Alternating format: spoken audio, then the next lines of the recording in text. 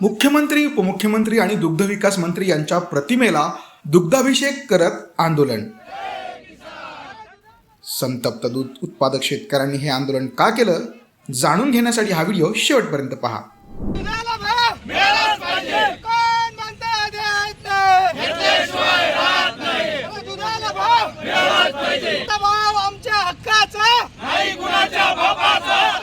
बनावट दूध उत्पादन करणाऱ्यांवर सरकारने कठोर कारवाई करावी, दुधाला चांगला दर द्यावा, पशुखाद्याचे भाव नियंत्रित करावे आणि दूध पावडर आयात थांबवावी यासह विविध मागण्यांसाठी येवला तालुक्यातील प्रहार संघटना तसेच दूध उत्पादक शेतकऱ्यांच्या वतीने हे आंदोलन करण्यात आलं।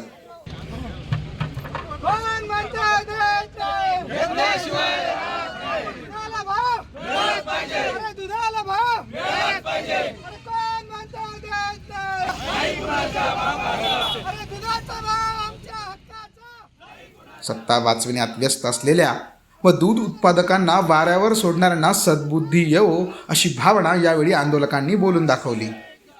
आज येवला तालुक्यातील एरंडगाव येथे दूध उत्पादक शेतकऱ्यांसमवेत प्रहार संघटनेने मुख्यमंत्री, उपमुख्यमंत्री व दुग्ध विकास मंत्री यांच्या प्रतिमेला दुग्धाभिषेक करून निषेध आंदोलन करण्यात आलेलं आहे। वास्तविक काही दिवसापूर्वी 40 रुपयेपर्यंत पडणारा दुधाचा दर आज 22 ते 25 रुपयापर्यंत खालावला आहे आणि एकीकडे पाहू जाता ज्या संघांचं दूध जे वितरित होतं मोठ्या शहरांमध्ये, गावखेड्यामध्ये, त्याचे दर जसे तेही कमी व्हायला पाहिजे। मग आमच्या जर दुधाचे दर कमी झाले तर तेही कमी व्हायला पाहिजे। दुसरी बाजू जे बनावट दूध आहे, आज त्याची आकडेवारी जर बघितली तर 14 कोटी लिटर दुधाचं उत्पादन होतं आणि 64 कोटी लिटर वितरित होतं।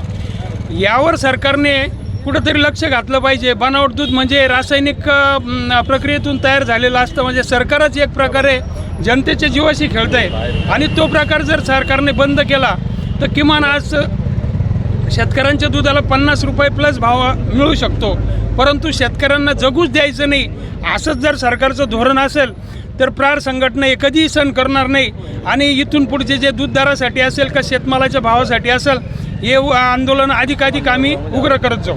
आज बघितलं तर दुधाला 2 महिन्यापूर्वी 40 रुपये लिटरने दर भेटत होता आणि तो दर आज 22 रुपये लिटरवरती आला आहे।